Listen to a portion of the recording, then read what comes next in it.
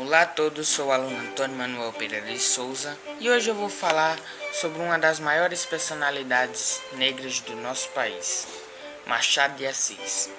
Joaquim Maria Machado de Assis nasceu pobre e negro no Morro do Livramento, centro do Rio de Janeiro, em 21 de julho de 1839. Epilético, tímido, de saúde frágil e órfão de mãe, aos 9 anos de idade, Machado de Assis viria a se tornar o maior escritor da literatura brasileira e um dos maiores do mundo. A genialidade de suas obras é inegável e imortal. No entanto, sua imagem na foto oficial do autor foi embranquecida com o passar dos anos. O perfil de um homem com barba, óculos e roupas alinhadas, perpetuado em suas obras e nos livros didáticos, não era de Machado de Assis. Filho de uma lavadeira e de um pintor negro, Machado é celebrado por suas obras como Dom Casmurro e Memórias Póstumas de Brás Cuba. Além de inúmeros poemas, contos e crônicas, ele também foi jornalista, crítico literário e dramaturgo, além de um dos fundadores e presidente da Academia Brasileira de Letras ABL. É fato que Machado de Assis figurou entre a alta sociedade e os principais intelectuais de sua época, mas sua história acabou sendo retratada de maneira racista, quando nos damos conta de que sua imagem histórica foi alterada com truques de luz e sombra para suavizar seus traços, estudado por antropólogos e especialistas em literatura brasileira. O maior autor do Brasil teve sua cor e seus traços africanos finalmente respeitados. Refeitos por meio de colorização, as fotos de Machado de Assis passaram a retratá-lo como ele realmente foi, negro. Assim nasceu a campanha Machado de Assis Real, criada pela Faculdade Zumbi dos Palmares.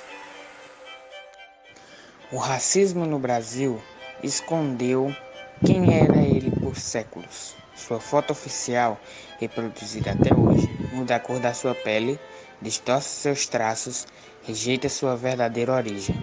Machado de Assis foi embranquecido para ser reconhecido.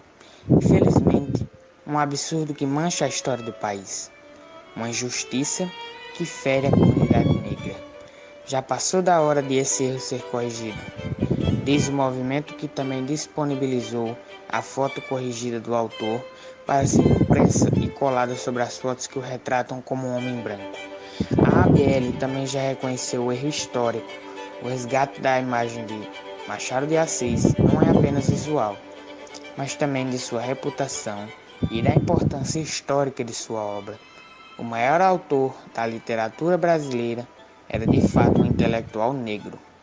O autor é reconhecido mundialmente por sua obra e recentemente Memórias Póstumas de Brás Cuba foi descrito pelo autor americano David Eggers como um dos maiores espirituosos já escritos.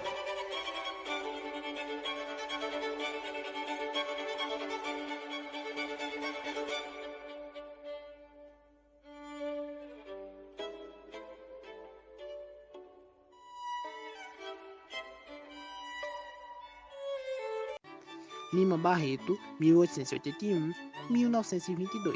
Nascido no Rio de Janeiro, autor do romance O Triste Fim de Policarpo Quaresma e de dezenas de obras, hoje em domínio público, publicados antes e depois de sua morte. Um dos contos mais importantes de sua carreira é O Homem que Sabia Javanês.